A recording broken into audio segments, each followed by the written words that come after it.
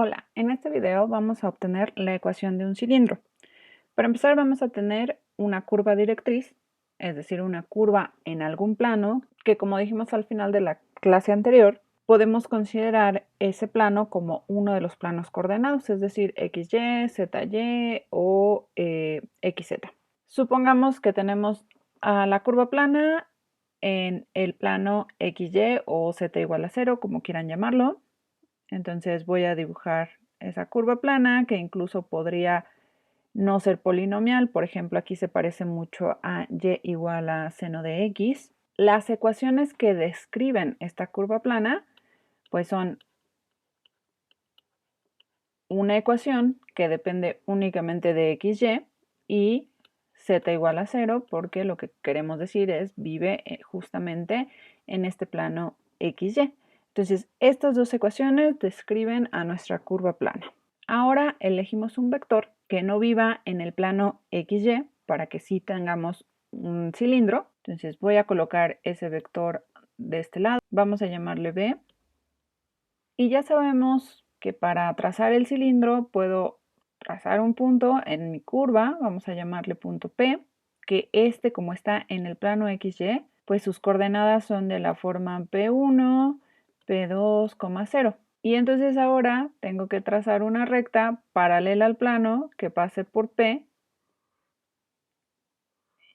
Y ya habíamos visto que conforme yo vaya trazando rectas paralelas a este vector B, que pasen por algún punto de la curva, pues se va a trazar justamente mi cilindro.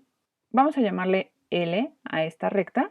Y entonces la forma paramétrica de esta L la puedo escribir de la forma x, y, z en R3, tales que, recuerden, x, y, z es igual a t veces su vector director, que en este caso es v,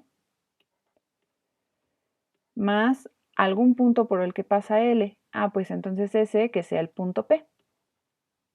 Esta T está en los reales, puede ser cualquier real el que ustedes quieran. Esto lo que nos dice es que X va a ser igual a T veces, vamos a llamar B1, que es la primera entrada de este vector B. Es más, lo escribo de este lado, vamos a decir esto es B1, B2, B3. Y entonces tenemos que X es T B1 más nuestra primera entrada del punto P, que sería P1. Y sería igual a T veces B2 más la segunda entrada del punto P. Y Z sería igual a T veces B3, y aquí ya no aparece otra entrada porque la entrada en Z de P es igual a 0.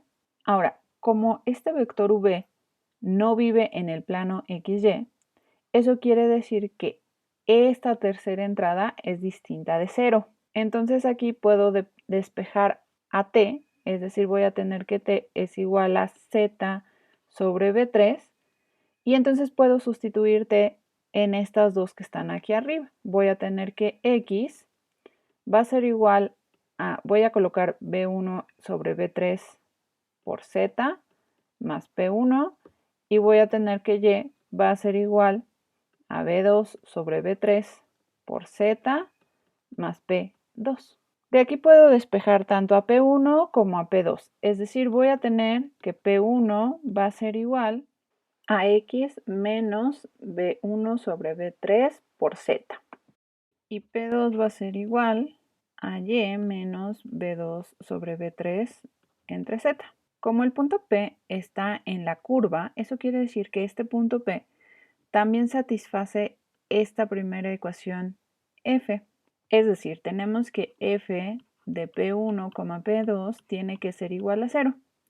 Sustituyo P1 y P2 y entonces voy a tener que F de X menos B1 entre B3 por Z, Y menos B2 entre B3 por Z va a ser igual a 0.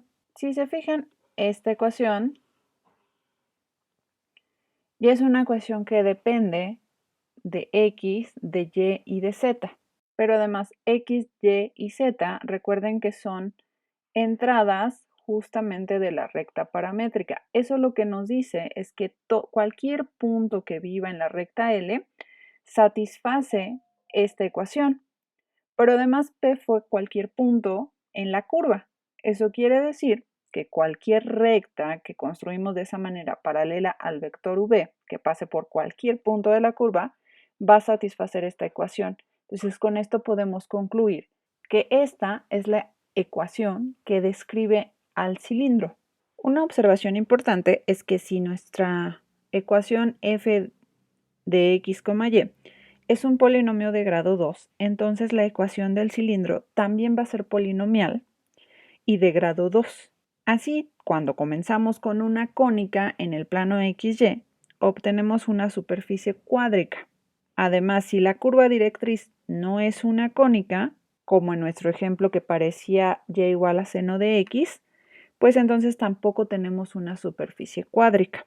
Finalmente, si aquí nuestro vector hubiera sido paralelo al eje z, es decir, si lo hubiera marcado sobre el eje z, si se fijan, este vector sería perpendicular al plano XY. Cuando eso sucede, cuando el vector es perpendicular al plano de nuestra curva directriz, entonces decimos que el cilindro es un cilindro recto.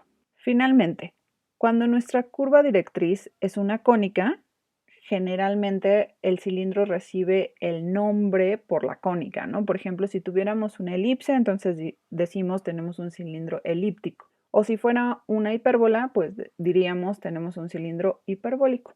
También tenemos cónicas degeneradas. Ya habíamos mencionado al punto, a la recta doble, a dos rectas paralelas o bien dos rectas que se cortan en un punto. Con esas cónicas degeneradas también vamos a tener superficies cuádricas, porque recuerden que a esas cónicas degeneradas también las describen ecuaciones polinomiales de grado 2. Y es muy interesante imaginar qué cilindros se obtienen a partir de esas cónicas degeneradas. Por ejemplo, a partir de un punto se obtiene únicamente una recta. Con esto terminamos esta clase.